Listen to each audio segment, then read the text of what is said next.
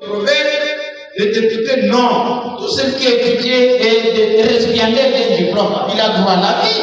Il mérite le respect. Est-ce que vous me suivez? Oui. J'ai toujours dit ça à Mweka. Et je le reprends ici. Quand vous faites souffrir un enseignant, Dieu au ciel les regarde et dit, mais pourquoi j'ai créé ce métier? Il regrette.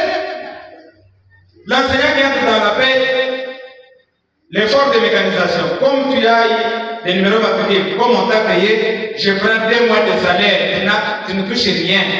Ok, prenez, je sais fou, mais Dieu au ciel, qui t'a élevé, Dieu au ciel, qui a élevé un homme qui parle, c'est Dieu. C'était pour former d'abord les agents de la Djinakopé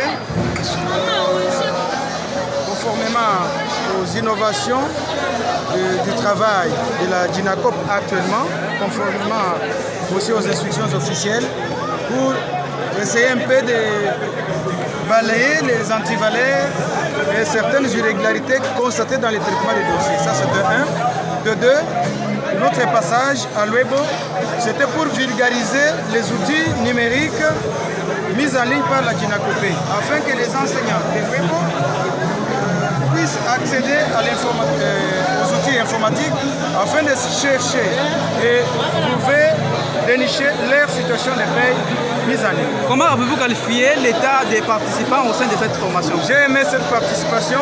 La participation était active. Je remercie aussi les enseignants de l'Ouebo, les syndicalistes journalistes que vous êtes parce que vous avez manifesté la volonté d'être présents afin de nous écouter et toutes les questions posées nous ont réjouis. Aujourd'hui, une formation, quelle sera la prochaine étape?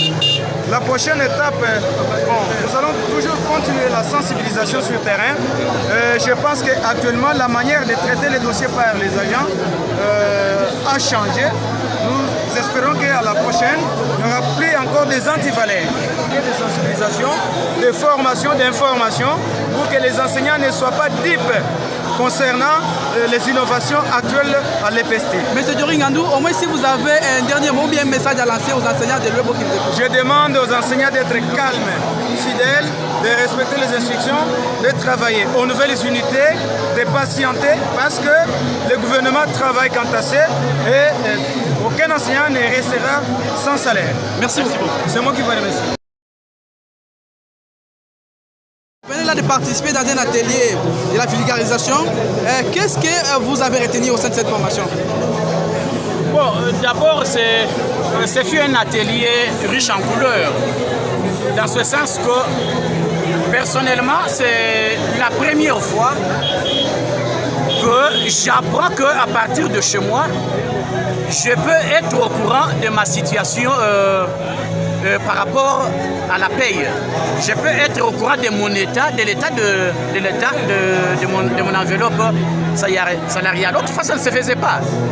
Ça ne se faisait pas. Personne ne pouvait être au courant de sa situation salariale de manière automatique. Pensez-vous que cet atelier pourra vous permettre de bien évoluer? Pourquoi pas? D'ailleurs, je venais de dire que c'est un atelier riche en couleurs. Et je lance vraiment des fleurs au directeur national du CEPOP parce que c'est grâce à lui, grâce à ses efforts, que nous sommes entrés petit à petit à être recyclés. Quel est le message que vous lancez à ces chefs d'établissement-là qui ne se sont pas présentés aujourd'hui dans cette formation? Ah, c'est une grande perte. C'est une grande perte pour eux. C'est une énorme perte d'ailleurs parce qu'il avait fallu qu'ils soient là. Et d'ailleurs, je crois pour les écoles dans ma juridiction, je vais devoir leur demander de pouvoir profiter de l'occasion. C'est une occasion rare, mais alors riche. C'est une occasion rare, mais alors riche. Je vous remercie. C'est moi qui vous remercie.